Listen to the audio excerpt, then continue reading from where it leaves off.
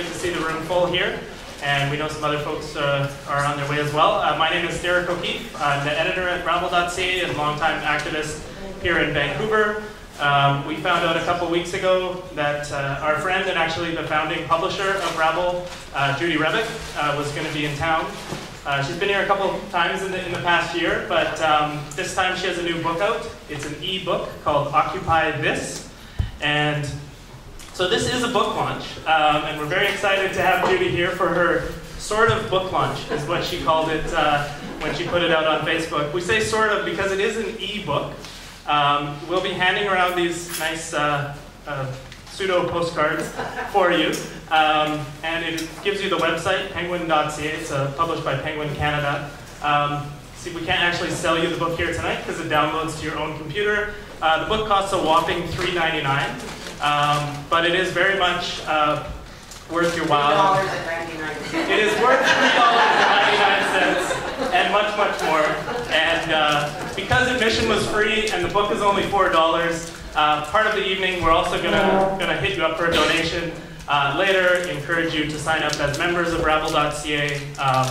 We are one of the fledgling and struggling independent media outlets that try to put forward social movements in their own voices and put forward an alternative to the corporate media. And Judy was the inspiration, or one of the people at the very beginning of Rabble 11 years ago. The world has changed a lot in 11 years, but unfortunately the Canadian media market hasn't changed a heck of a lot. So Rabble.ca is as important as ever, and we hope you'll all pitch in and join Rabble as members and support us and read us, as well as going home and reading Judy's book. I will do a little more introduction on Judy, but we wanted to start the evening with some very special guests. As I said, some of the Musqueam people are here tonight, and they've passed out some information. Tonight is about the Occupy movement. It's about the Maple Spring in Quebec, which is inspiring us with its red square and with its determination. But we feel it's very important to link these struggles to issues of justice with Indigenous people here in our backyard, which of course is all unceded Coast Salish territory, including Musqueam people. And they have been waging what some have called an occupation, or what they describe as a reoccupation or attempt to occupy their lands in fighting against a condo developer, which is just what Vancouver needs, right? Another condo development, which is actually trying to build on top of a sacred burial site of the Musqueam. So without anything further, I'm going to invite up Cecilia Point, one of the leaders of the Musqueam, to tell us about this struggle and about how we can all support it. So please welcome Cecilia, and come on up.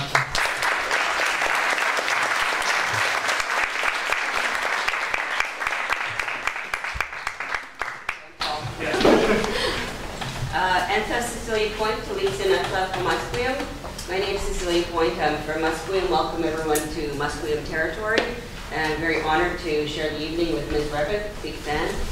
And I really have to thank Rabble and a lot of the independent media who have really followed our story, because we weren't getting a lot of coverage from the mainstream media. So I guess, I mean, to me, I think First Nations people are maybe the original occupiers. I'm not sure.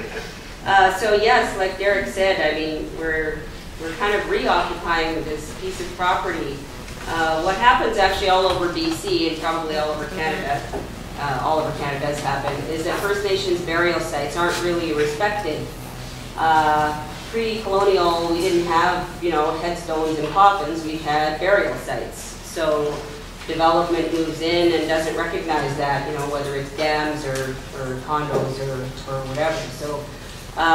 So what happened was, the owner of this property at the time that he purchased the property, of course, we weren't legally allowed to buy property, so that's sort of how it left our hands. And as you know, a lot of you in British Columbia know that we don't have trees, so our land was just sort of taken, and we lived all over the Lower Mainland, and we're moved on to the tiny reserve, which is now called Musqueam Indian Reserve.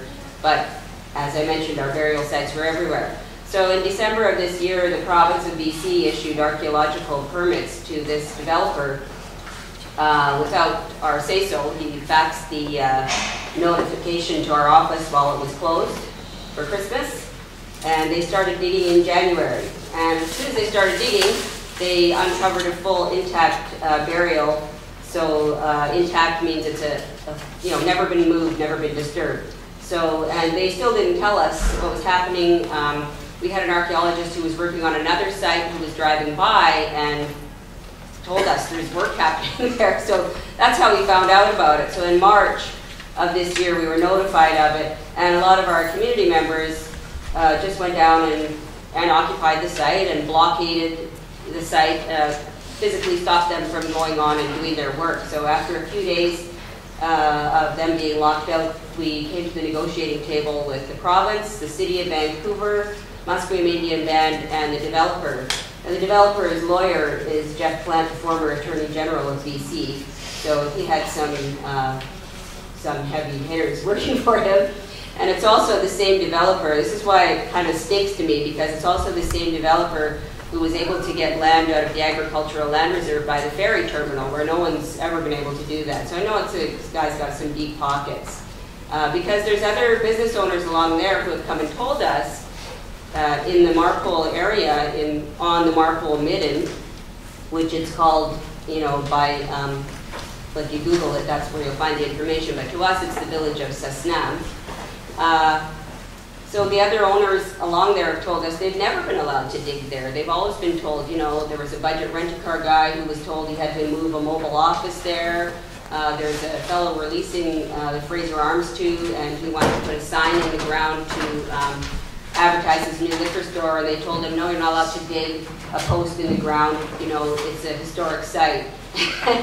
So somehow this other guy got the permit. So, and it is a National Historic Site. It was deemed a National Historic Site by the federal government in 1933. And so regardless of the burials there, if you look at National Historic Sites, for example, there's a Viking National Historic Site in Grossmoor National Park, which is treated like the Parthenon. You're not allowed to pick up a rock there. But for our National Historic Site, there's a bunch of ugly little buildings just sitting along, Southwest Meridian Drive. So anyway, we offered to trade a piece of land with the developer, but it was going to be complicated. It was going to come from land the province was owing us, and the province was really dragging their feet. So the developer went back to work after a few weeks' time, and when he went back to work, then he uncovered 2 infants. And our cultural people sort of said that was a message to us that the children were sitting up crying in their beds and they wanted us to do something about it. So we haven't left the site since May 3rd, and we took several actions. We went to Mountain View Cemetery, which is Vancouver's only cemetery. We brought a big mock development permit with us. Our good friend Gino Wojcik came with us with his brother and some of his friends, and they brought shovels and pretended they were going to start developing there on Mountain View Cemetery. And we wanted politicians to know, how would that feel? Do you have anybody in here? This looks like a nice place to put a condo. And we also went to the Premier's office, and we were told when we got there that we weren't allowed to come in, because we wanted to give the Premier some information. It seemed like she didn't really understand what was going on. But we were told we couldn't come in, so our community just spontaneously blockaded 4th Avenue in front of her office for a couple of hours. And we went from there to Robson Street, again, just to hand out some information about our situation, but then the community blockaded Robson Street for a while. And anyway, it still didn't net us any government attention or any media attention, again, with the exception of independent media, who wasn't really going to be the target who needed to get the attention of. I mean, everyone in this room is probably on our side, right? They're more enlightened people and understand and research about First Nations issues. But capitalists aren't so much like that. So anyway, what happened after all of these actions, the province had only sent us a facilitator who was like no authority to act and just kept gathering more and more information. So the facilitator pulled out after all these days of action, so we were left with nothing. And that's when we decided as a community, and all of our actions are decided as a community.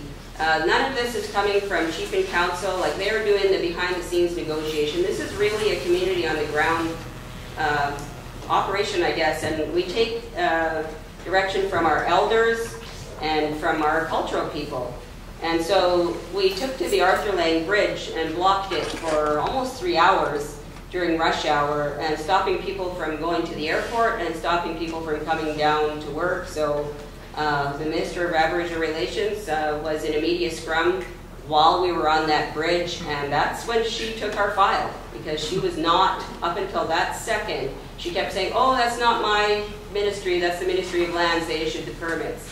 So, so we got their attention, and the tiniest step they took immediately was to amend the archaeological permits. The permits, I thought, were issued, I mean, we objected to the permits, and I thought what they were supposed to do when they found bodies was then call off the whole project.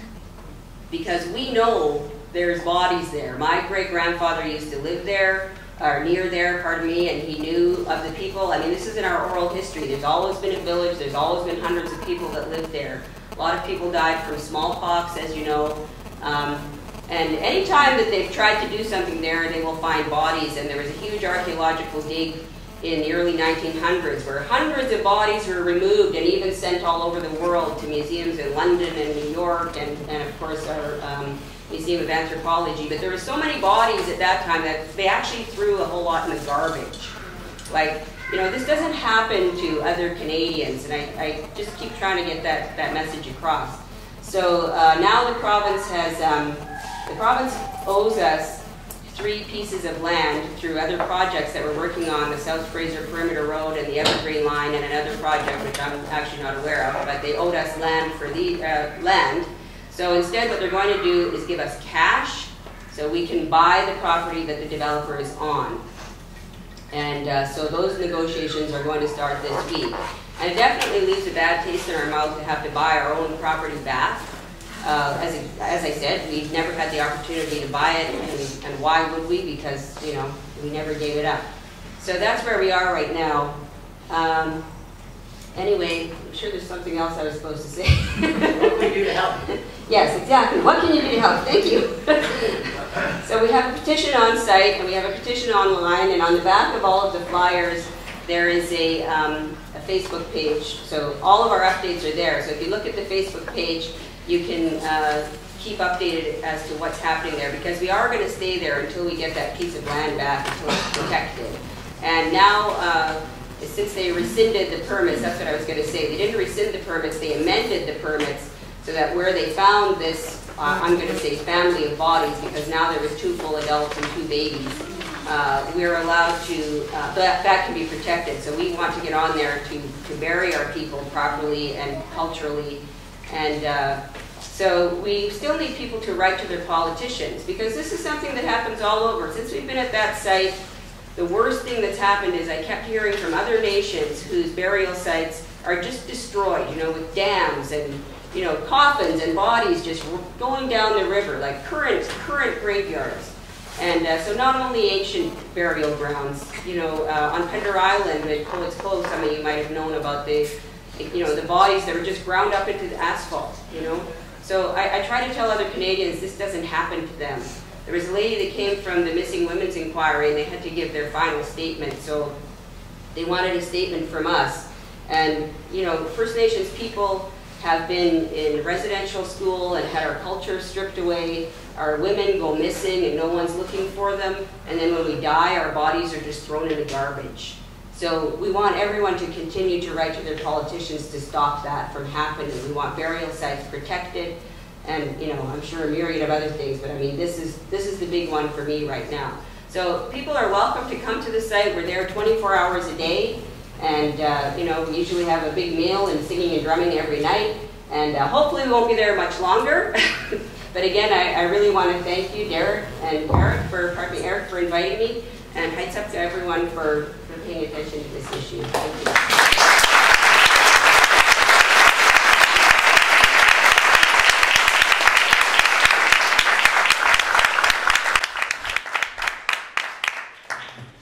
Thank you so much, Cecilia, for your remarks and for sharing. You know, these are really heartbreaking stories, but also stories that move us and histories that we have to understand in order to inform our our actions today. And I happen to be, unfortunately, for some reason, listening to talk radio like CKNW and maybe the News 1130 or the traffic reports the morning. You blocked the Arthur Lang Bridge with allies.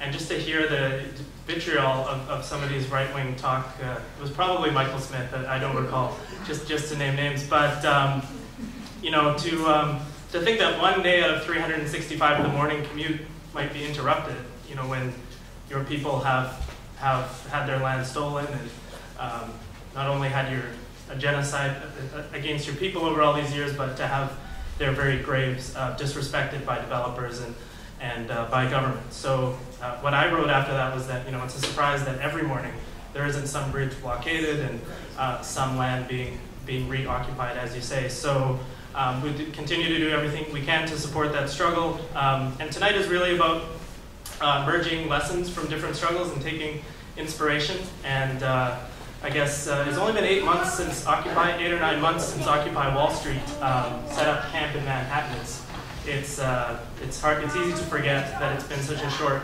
period of time. But in less than a year, you know, the world has changed in many ways in the way that inequality and injustice are discussed and just are debated in the public realm. And we owe that to the activists who, again, when many people might have thought it was inconvenient or unrealistic, decided just to set up camp, you know, and make a strong statement with their bodies in occupying a park in Lower Manhattan. And tonight we're very lucky to have Judy Rebick, as I said, a founder of Rabble.ca, you know, an inspiration and a mentor to many, many social activists across Canada. But we're very lucky to have her here today because she's just written a book that looks at the whole Occupy phenomenon in light of her long history in social movements.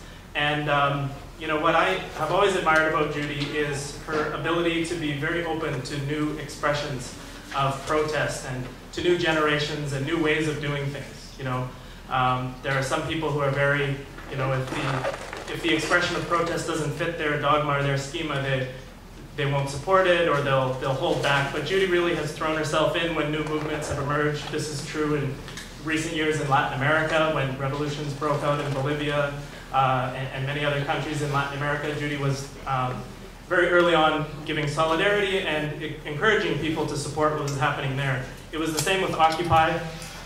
So I know she went to Manhattan, and we'll talk about that tonight early on with Occupy Wall Street. And she visited a lot of the Occupy sites that sprung up across Canada, including Occupy Vancouver, which many of you here tonight will want to share experiences and discussion about, no doubt. But then we had the benefit that when the Quebec student struggle broke out in January, February of this year, we had the good fortune that Judy was teaching a semester at McGill University in Montreal. So on, was it March 22nd was the first mega march. The first mega march of 250,000 people. They've been having big protests. On March 22nd, 250,000 people marched through the streets of Montreal. And this was the beginning of the Printemps Érable, as they call it, the Maple Spring. It has a better play of words in French, but it's a great concept in English as well.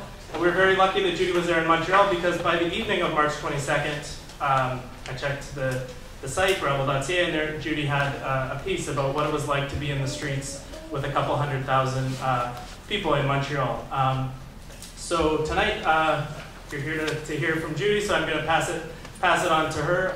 We're going to look at the lessons of this whole past year and how it relates to everything we're trying to do and everything we're up against in this country today, which, you know, I haven't mentioned his name yet, but we're doing all of this under the shadow of an extremely right-wing Harper government that is pushing through really outrageous things that affect our environment, that affect Indigenous rights, affect EI, workers' rights, and affect our very ability to organize. So these are dark times in many ways, but we have some light here tonight, and we're going to pass it over to Judy Rebick now. Please give her a warm up.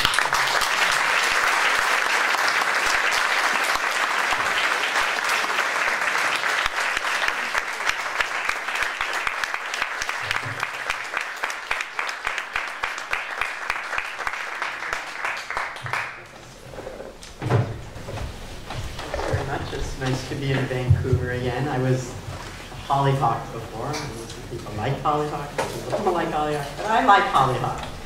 Anyway, So I see old friends and new friends. Thank you for coming, and happy Father's Day to those of you that are fathers or have fathers. Thank you for being here. And you also just had fathers at one point or other. Okay, and I just want to say a couple things about Rabble, and thank Rabble and W2, because everybody still thinks I'm somehow the publisher of Rabble, and I'm not anymore. I've been for quite a while. Tim Elliott is the publisher, doing a great job.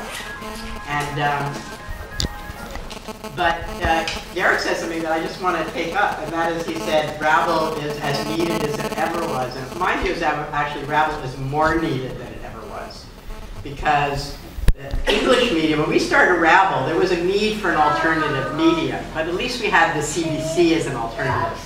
And I think the CBC, unfortunately, is being less and less of an alternative, especially CBC television. I can't even watch the National anymore, especially that issue panel, which makes me nauseous. So, you know, they're completely contemptuous of any movement, all of them. So, so I think Rabble is more needed than ever, and actually has a broader reach than it's ever had before.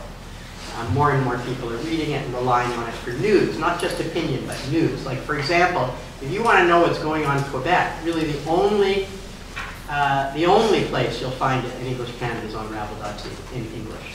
So, I'm very proud of what Rabble's done, and I said this to Derrick privately, but right now, Rabble is sort of fulfilling my dream of what Rabble could have been, in the way in which it's helping to support a solidarity movement with Quebec. So I just wanted to say that before I dig in. Okay, now I'm going to try and do a few tricky technical things. And the first thing is, how many people here have seen the video of the first Casserole March in Quebec? Okay, not all of you, not even a majority. So I'm going to show that first to give you an idea of what's happening in Quebec, and then I'll go back and talk about Occupy and how it's related to the Quebec movement as well. I want to go through this and show you the last year and a half, 2 years, what's been happening before I start. And it starts with the anti-prorogation rallies. Remember those? How quickly they developed. When Harper had a minority, he prorogued Parliament. Somebody put up somebody from Alberta put up a Facebook page, and within a week there were 60 demonstrations across the country, some of them very large. And this was the Toronto one, and the theme was democracy. Of course, I was talking to someone from Paris who said if that had happened in France, then it would have been seen as a coup d'etat and there would have been a revolution. But hey, it's Canada. So.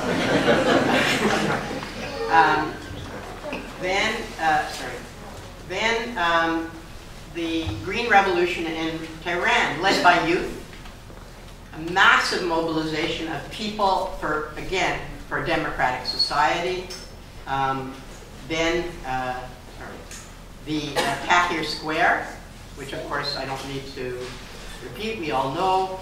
A year ago in January, the massive outpouring, again led by youth, of people into Tahrir Square and the occupation of Tahrir Square, which then set the frame for a lot of what came after. This is the Indignado in Spain, which we know a lot less about, at least we hear a lot less about in Canada than we did about Egypt.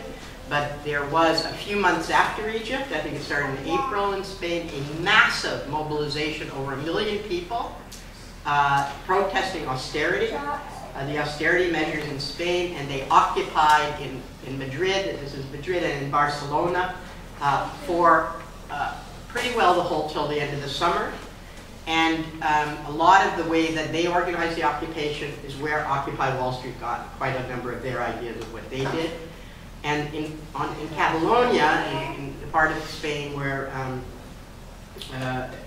which is a nation kind of like Quebec inside of Spain, where Barcelona is, they basically set up an alternate economy.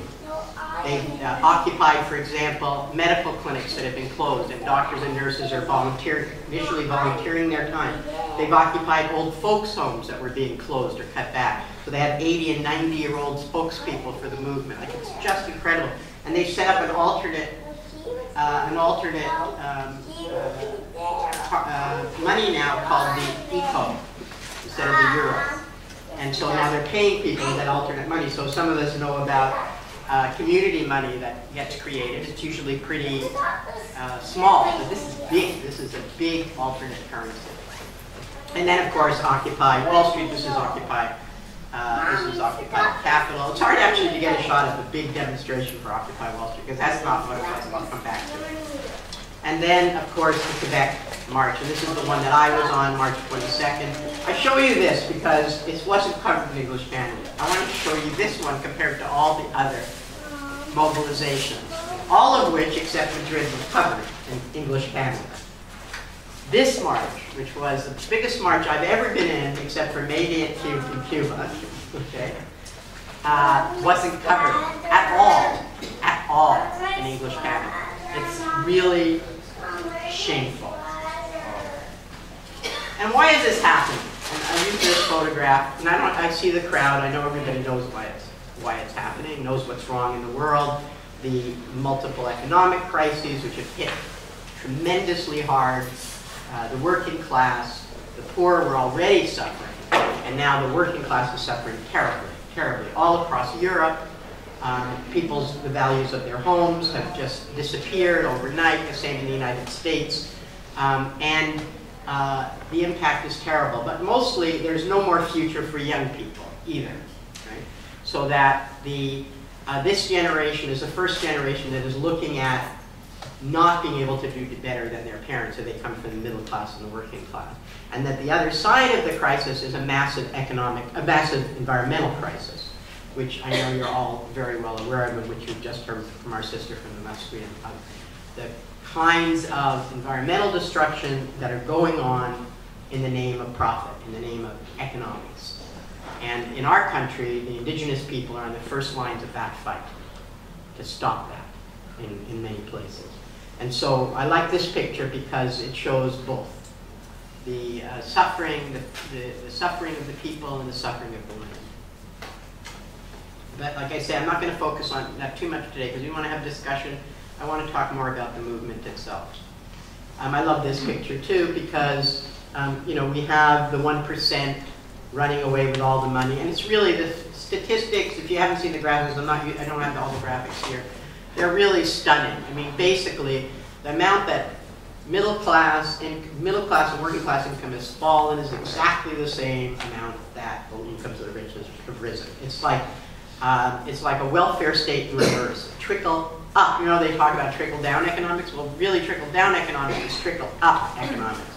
It's a welfare state for the rich, is what we have now. A welfare state for the rich. The entire job of government, and Harper is probably the best at this, is to create conditions so that the rich get richer and the corporations profit. And the rest of us get nothing out of it except misery and environmental destruction.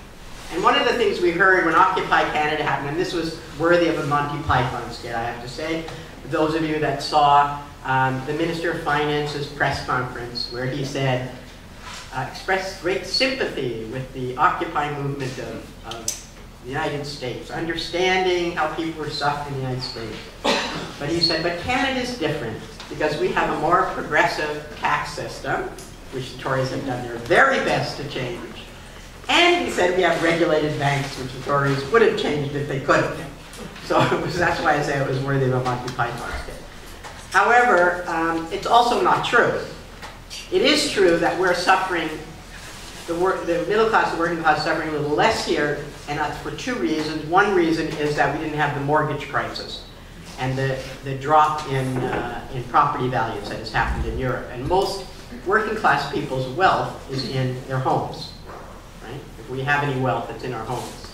And as any of you that own a home know, and especially here in Vancouver, but also here in Toronto, the wealth in our homes has increased dramatically in the last 20 years. But it can also drop. The bubble can burst. And that's what's happened. And so people who thought they had their retirement secure or thought they could sell their house if things went bad, they can't. Their house is worth less than when they bought it, right? Their house is worth less than the mortgage they have on the house. And this is happening not just in the United States, but it's happening all through Europe as well, especially Britain. The second reason why it's not as bad here yet is because we fought neoliberalism more successfully than almost anywhere else in the world. That is, we fought cutbacks, we fought privatization of healthcare, for example, which was way more privatized in Britain than here, way more privatized in other countries than here. Our labor movement is still pretty strong compared to, let's say, the United States, where it was devastated by Reagan. Our social movements remain strong much longer. So, for example, the women's movement in Canada remained strong right up until the 1990s, the late 1990s, whereas in the United States, the women's movement was severely weakened during the Reagan period in the 1970s. And so we resisted longer, and therefore the impact of neoliberalism started later. So deindustrialization, which started in the United States in the 1970s, started here 10 years ago, 10 or 15 years ago. But in terms of what's happening now, it's worse in Canada than anywhere else. In Canada, the top 1% earn 1/3 of the wealth. In the United States, it's 26%. Okay? So it's worse here. We have the fastest growing gap between the rich and the rest of us in Canada than anywhere in the OECD. Deindustrialization, as I mentioned, has started 10 years ago. And it's being advanced more by the Harper government's strategy, which is to go for broke, as you know very well here, because the focus now is on the Anchorage pipeline, to go for broke in making oil money. And in fact, the Guardian last week called Canada the newest petro state. To go for oil and gas money and to let the deindustrialization happen. And that's what Harper's strategy is. We now have the lowest corporate taxes in the OECD. Lower, believe it or not, than the United States. And there's been a dramatic decline in the top tax rate in income tax. Youth unemployment is now at 13.9% in Canada, which is almost twice what unemployment is for the rest of us, or at least a good 50% more. So the next time somebody tells you that Canada is not so bad, there's a truth to it. As I said, our experience isn't so bad yet for those of us that have had a decent income in the last little while. For poor people, it's pretty bad, as you know. But for those of us who had a decent income, it's not as bad, but it's going to get that way. I think that's pretty clear. And that's just some cutesy thing. So I want to start with, as Darren pointed out, when Occupy New York happened, Occupy Wall Street happened, I went, my friend Velcro Ripper, who I'm sure some of you know, is a filmmaker. He called me, he's living in Brooklyn now, and he said, Judy, you got to get down here, this is so your thing. And a few years ago, I wrote a book called Transforming Power, in which I was pretty frustrated by the way in which the left was beating our heads up against the wall in most of what I could see in North America and Europe. And I thought the one place the left was moving forward was in Latin America. And so I started to write a book about Latin America. And then I found that actually there were some pretty interesting things happening in Europe and the United States as well. So I wrote Transforming Power, which looks at what I thought were the most interesting political developments in terms of resistance to neoliberalism and alternatives to neoliberalism around the world. And Occupy kind of took all the elements that I was talking about and put it in one place. I didn't actually imagine that it would start by occupying parks, but the other elements of Occupy were in Transforming Power, and so that's why he thought I would like it.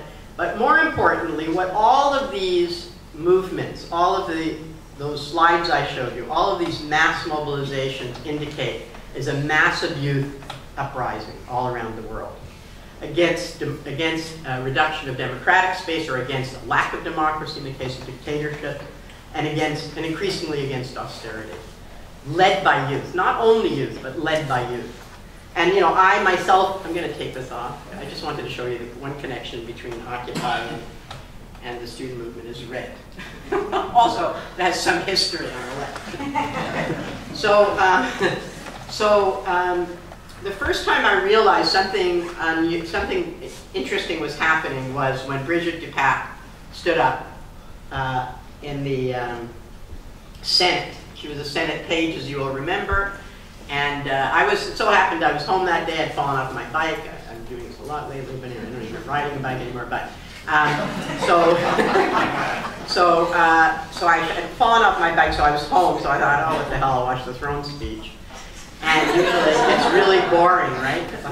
So boring. But anyway. And I hear Peter Mansbridge, I hear the reporter say, I think there's a protest on the Senate floor. And then she said, I think it's a page holding up a protest, a sign that says Stop Harper. And then he said, then you can see Peter Mansbridge going, really? And he says, and she says, yeah, she says, it is a page.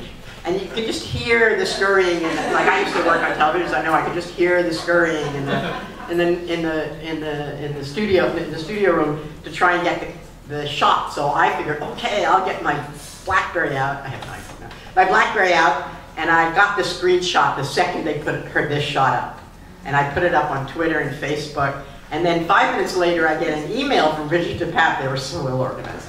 I mean, she sent it out to lots of people, but she also sent it out to me. And I thought, okay, everybody else is going to report this. I knew it would be huge news because it never happened before. And Peter Mansbridge says, I think this is unprecedented. Well, Peter Mansbridge says something's unprecedented. You know it's going to be big news. So so I thought, yeah, they'll quote her, but they won't put it all up. So I put it up on my blog on Rabble. And for a while, not only was Bridget trending on Twitter, but I was trending on Twitter just for having a scoop. Okay.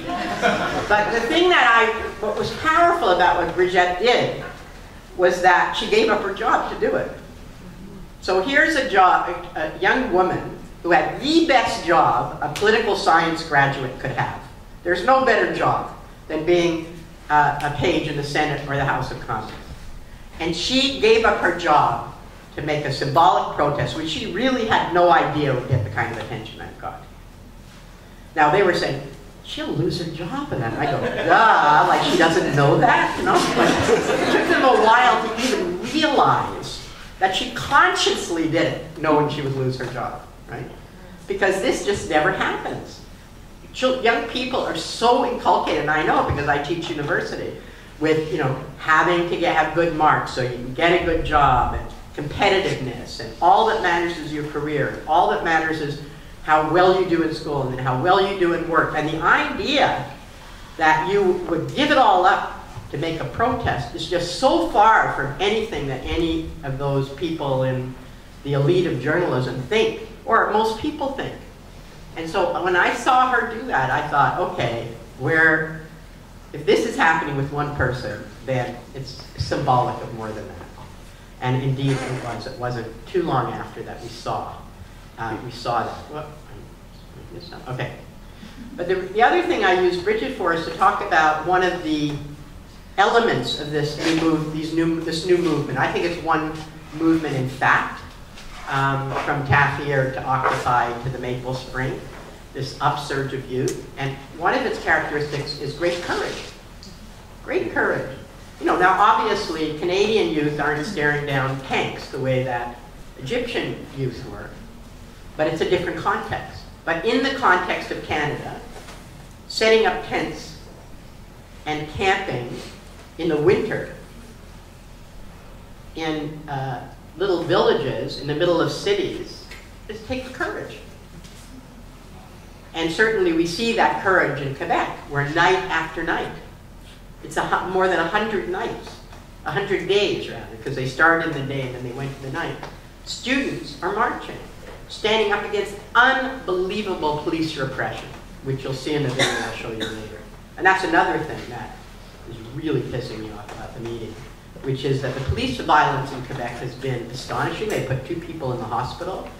And just days after the G20 report, which every media outlet called scathing because they kettled people and they put them in cages, no one was put in the hospital during the G20. No one was beaten enough that they were hospitalized in the G20.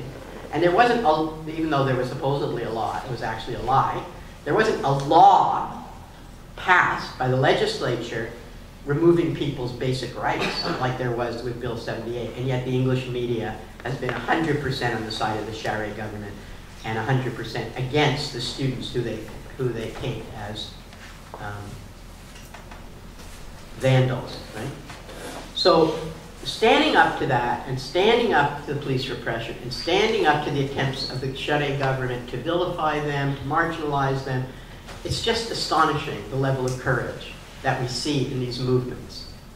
And also in Occupy as well, where there's been quite a bit of police violence, especially in the States. The second thing is the solidarity in Occupy.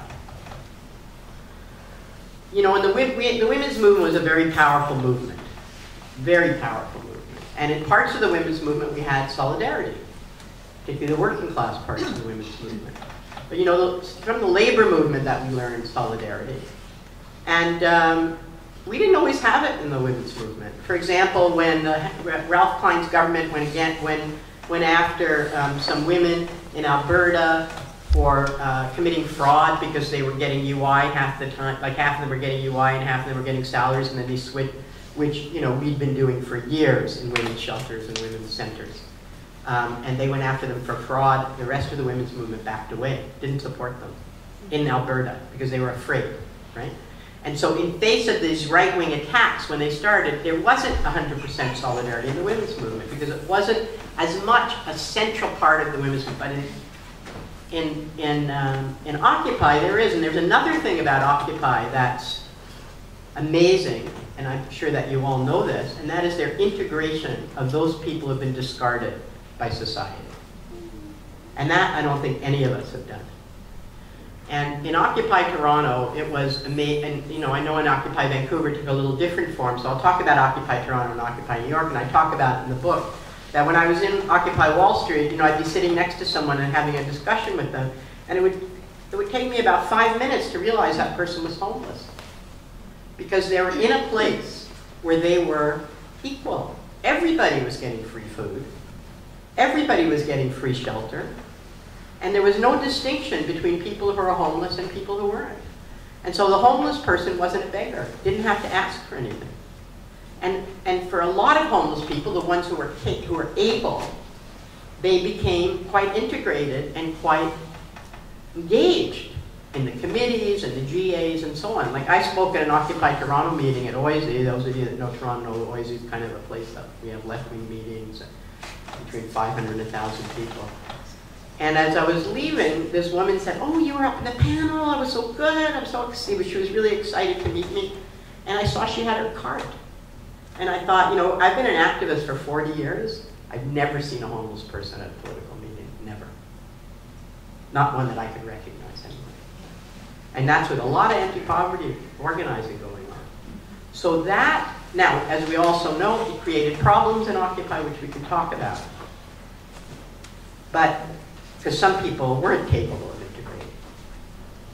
But the way in which Occupy did that was astonishing. And the other thing about Occupy was that it was really inclusive from the point of view of class.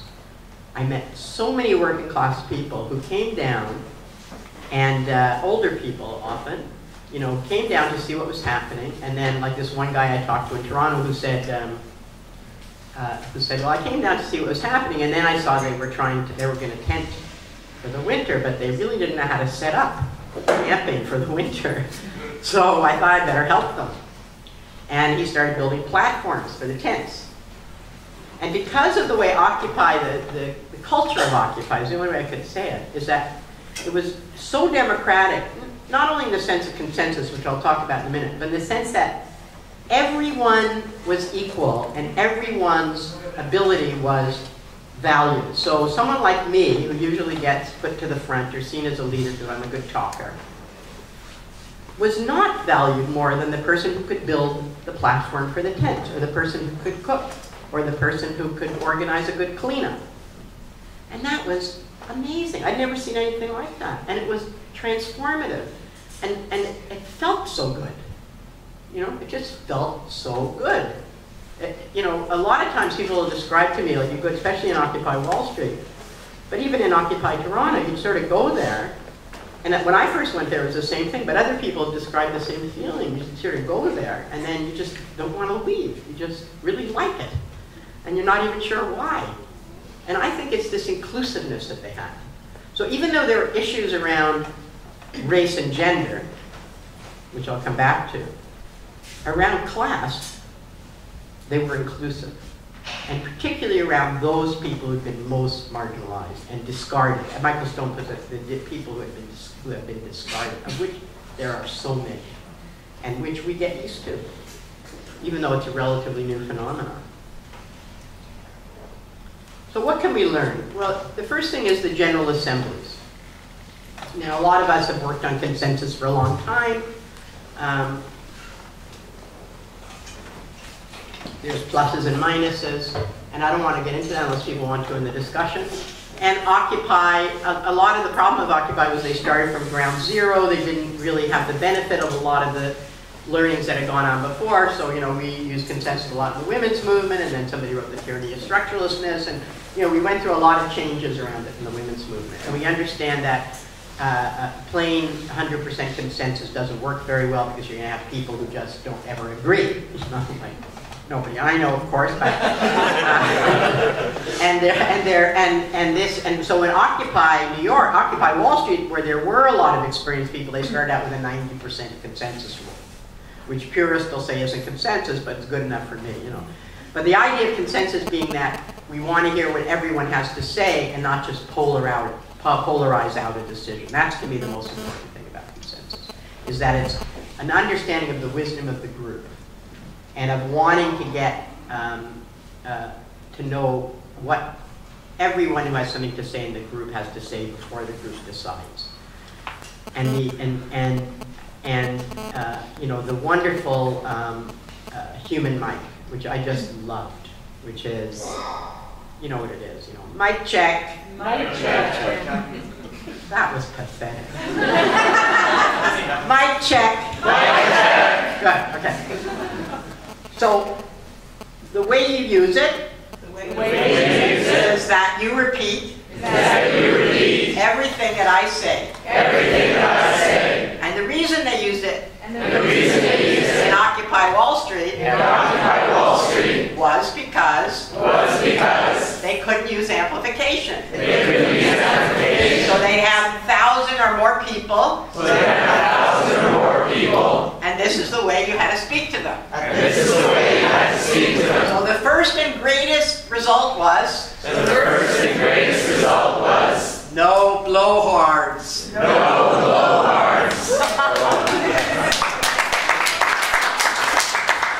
the second result was, and I'll do it this way. If I say, I love you, and the feeling of it is amazing. It makes you feel connected. Right? And so, and it changes the dynamic between the audience and the speaker. Yeah. And so, it was by accident that it happened. I mean, it's been used before. I saw it used in Seattle. I understood it's been used in other places. Like I saw it used in Seattle at the prison when they arrested people during the march in Seattle. There were 800 people arrested, and they had a big demonstration in front of the prison, and they used it there. And that's the first time I saw it used, but apparently it had been used before. But at Occupy Wall Street, they used it, and they started to see the power of it. And then the other thing they did is use the twinkling, which was originally used, you know, when you do this, it was originally used by deaf people who can't hear applause. But then they sort of modified it to be, this is if you really like something, and this is if you're kind of lukewarm, and this is if you don't like it at all, and then there's blocks, and there's lots of other things too. But it really does help to get a sense of the room. So we would use, you know, my experience of consensus is we would use straw votes, but in a way, this and this, it's kind of like a straw vote. So that was really good too, even though the US comedy shows had really fun with that, with that one.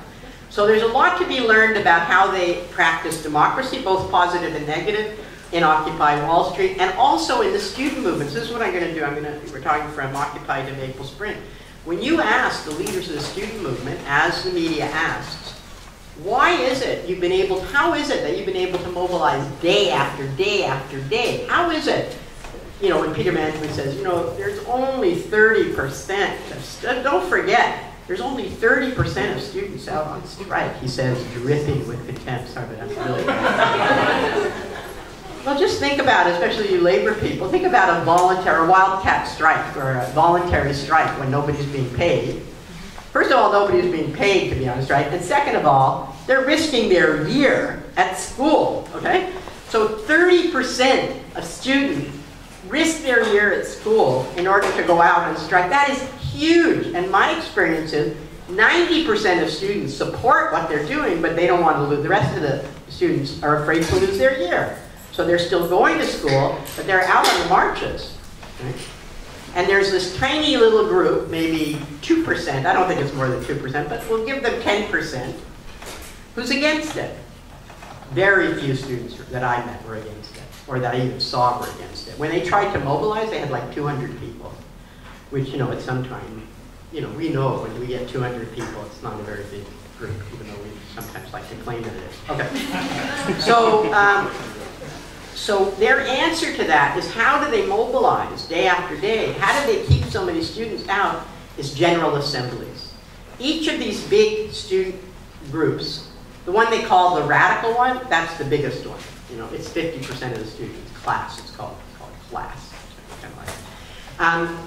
They have general assemblies every week, and their general assemblies vote every week whether to continue the strike or not. Vote every week on any new proposal from the government.